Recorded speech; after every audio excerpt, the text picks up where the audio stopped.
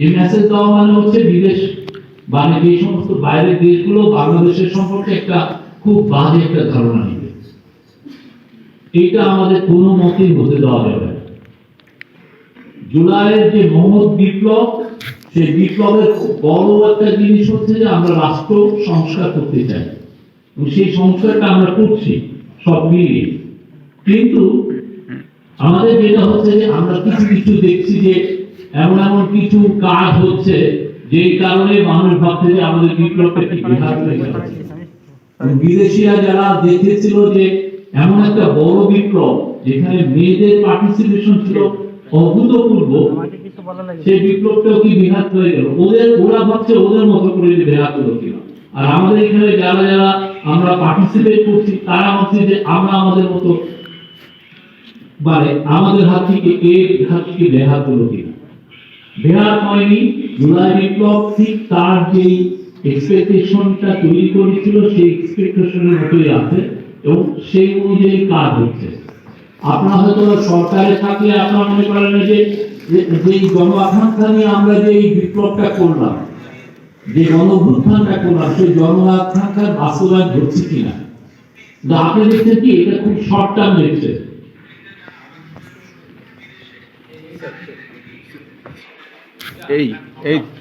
আপনার শর্ট টার্মে জন আকাঙ্ক্ষার বাস্তবায়ন হচ্ছে কিনা এটা দেখছেন। আমরা দেখছি যে আপনাদের অনেকে ইমপ্রেশন হয়ে যাচ্ছে যে 5 মাস হলো এমন কি ভালো কি কাজ হয়েছে, আমরা যেই যা চাচ্ছিলাম সেই কাজগুলো কি হয়েছে কিনা। আমি আপনাদেরকে বলবো, আপনারা অন্যান্য এর আগে যারা ইন্টারিম গভর্নমেন্ট এসছে, কেয়ারটেকার গভর্নমেন্ট এসছে, তাদের সাথে তুলনা করে বাংলাদেশের একটা ভঙ্গুর ব্যুরোক্রেসি নিয়ে আমরা যা অ্যাচিভ করেছি, এই জন আকাঙ্ক্ষার গভর্নমেন্ট অভূতপূর্ব অনেকগুলো জিনিস আমরা একটা এই ইন্টারিম গভর্নমেন্ট স্ট্যাবিলিটি নিয়ে এসছে। আপনি যদি এই গভর্নমেন্ট যদি স্ট্যাবিলিটি না আসতো, আপনি ধরেন ইকোনমিতে আপনি একটা নেগেটিভ ইম্প্যাক্ট হতো, এটা পলিটিক্যাল টার্বুলেন্স হতো। তখন অনেকে বলতে যে তাহলে বিপ্লবটা কি ঠিক হচ্ছে কিনা, হয়েছে কিনা, সেটা নিয়ে কোশ্চেন করতো। 5 মাসে একটা স্ট্যাবিলিটি নিয়ে আসা হচ্ছে এবং আমরা প্রতিদিন আমরা দেখছি, আমরা ক্রাইমের ফিগার দেখছি যে law and order situation almost ঠিক হয়ে গেছে। আমরা অন্যান্য যেগুলো ফিগার আপনি পলিটিক্যাল প্রোগ্রেস দেখেন ঠিক আছে, একটা ব্যর্থ হচ্ছে এবং সেটার জন্য আমরা স্টেটমেন্ট দিচ্ছি। কিন্তু ওভারঅল আপনি যদি দেখেন সারা দেশ ব্যাপী, এবং আমি আরো রুরাল এরিয়ায় দেখছি যে আমাদের ক্রাইম বা অন্যান্য যেগুলো পলিটিক্যাল যে সিচুয়েশন পুরো স্ট্যাবল। এবং এই স্ট্যাবিলিটিটা আমরা যারা কমিউনিকেশনে কাজ করি আমাদের জন্য ইজিয়ার হচ্ছে বাইরে মেসেজটা পাঠানো। আমি খুব বীরদর্পে ইন্ডিয়ান সাংবাদিকদেরকে বলছি যে আপনারা আসেন, এসে বাংলাদেশটা দেখে যান, আমরা কি বাংলাদেশ তৈরি করছি। এটা কি হাসিনার চোরতন্ত্র নাকি এটা জনগণের শাসন, এটা দেখে যান। এবং অনেকে আসছেন, অনেকে সুন্দর সুন্দর রিপোর্ট করছেন। আমরা সত্যিকার অর্থে আমরা কৃতজ্ঞ তাদের প্রতি। আমাদের সবাই এখানে যারাই আছে আমাদের সবারই একটা নৈতিক দায়িত্ব। আমি কি মেসেজ দিচ্ছি বাইরে, মানে আমরা তো একটা ট্রেডিং নেশন, আমরা এক্সপোর্ট না করলে আমার ইকোনমি গ্রো করবে না। আমি বিদেশে মানুষ না পাঠাতে পারলে আমার ইকোনমি গ্রো করবে না। তো আমার এই যে মেসেজগুলো, আমরা অনেক বিপ্লব করছি কিন্তু এট দ্য সেম টাইম এই মেসেজগুলো তো আমাদের দেওয়া উচিত এবং সেটাকে সামনে রেখে এমন কিছু আমরা যাতে না করি এটা জন আকাঙ্ক্ষাকে প্রতিফলন না ঘটে। আমরা অনেকগুলো এই ইন্টারিম গভর্নমেন্ট অনেকগুলো অ্যাচিভ করেছে, আপনারা হয়তো দেখছেন বা আপনারা ভাবছেন যে খুব স্লো অ্যাচিভমেন্ট।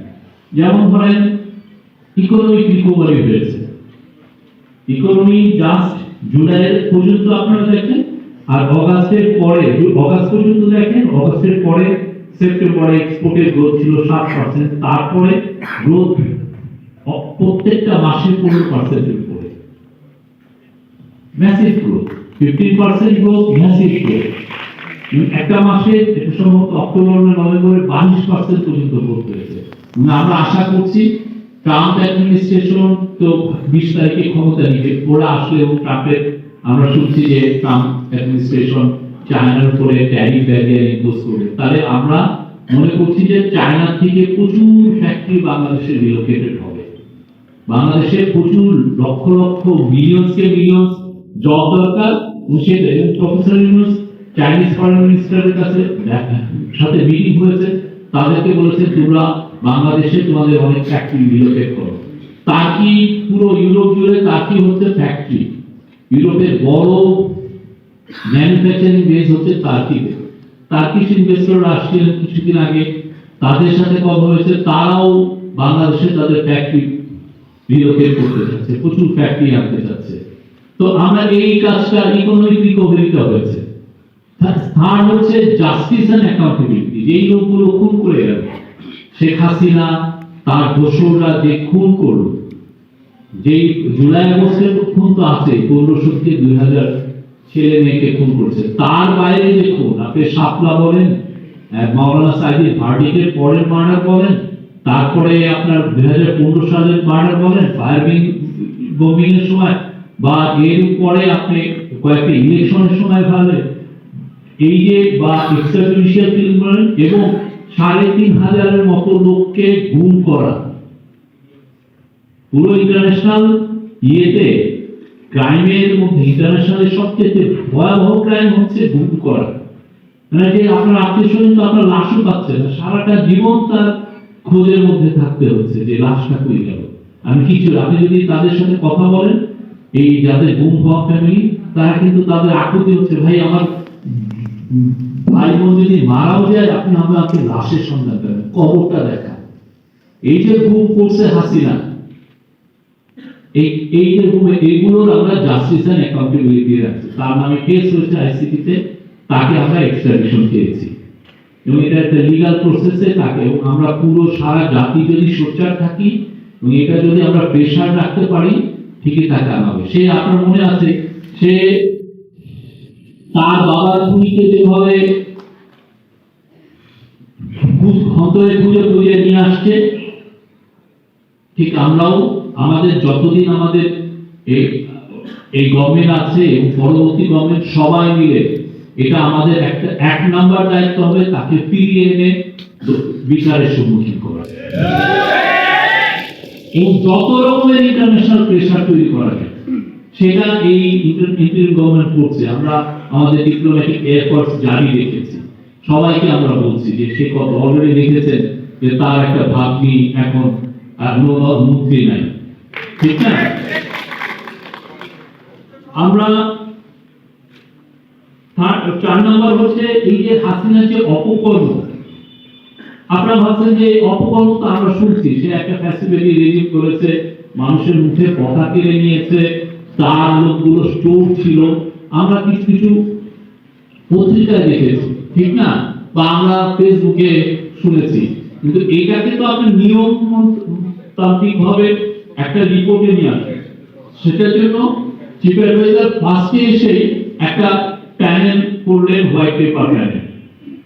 দেখেন আপনার 400 এখানে যারা আছেন, যারা খুব ভালো ইংরেজি জানেন আর যারা ইকোনমিক্স বুঝেন, আমি প্রত্যেককে বলবো, প্রত্যেককে যারা প্রফেসর আছেন বা যারা স্টুডেন্ট আছেন, আপনারা ওই হোয়াইট পেপারটা ডাউনলোড করে পড়ে নেবেন।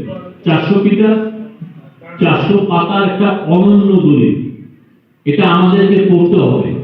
আমার আপনার টাকা কিভাবে তারা চুরি করেছে, আমার আপনার টাকা তারা কিভাবে বিদেশে পাঠিয়েছে, সেটার একটা ভয়াবহ দলিল এটা।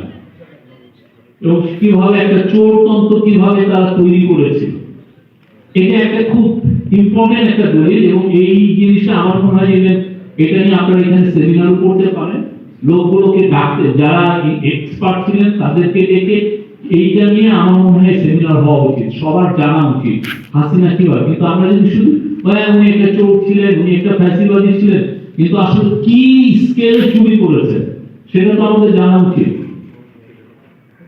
আমরা একটা রোডম্যাপ দিয়েছি,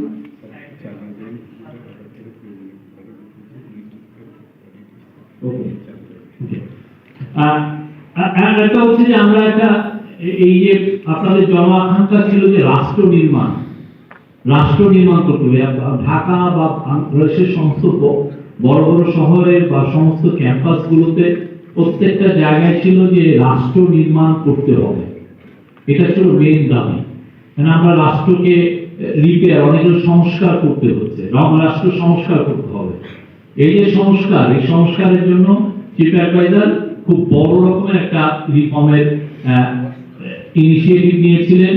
তার আলোকে অলরেডি 4টি কমিশন রিপোর্ট দিয়েছে, আরো 2টি দিবে, এবং এই কমিশনগুলোর মধ্যে কিছু অবাধের হওয়ার কারণে আমরা আশা করছি যে ফেব্রুয়ারি 15 তারিখের মধ্যে প্রত্যেকটা রিপোর্ট আমরা ঠিকঠাক মতো পাবো, এবং এরপরে এই গভর্নমেন্ট যেটা করবে সেটা হচ্ছে যে একটা কনসেনসাস তৈরি করার কাজ করবে, এবং সেটার জন্য একটা কমিশন করা হয়েছে। প্রফেসর ইউনূস নিজে এটা চেয়ারম্যান এবং প্রফেসর আলী রিয়াজ এটা ভাইস চেয়ারম্যান।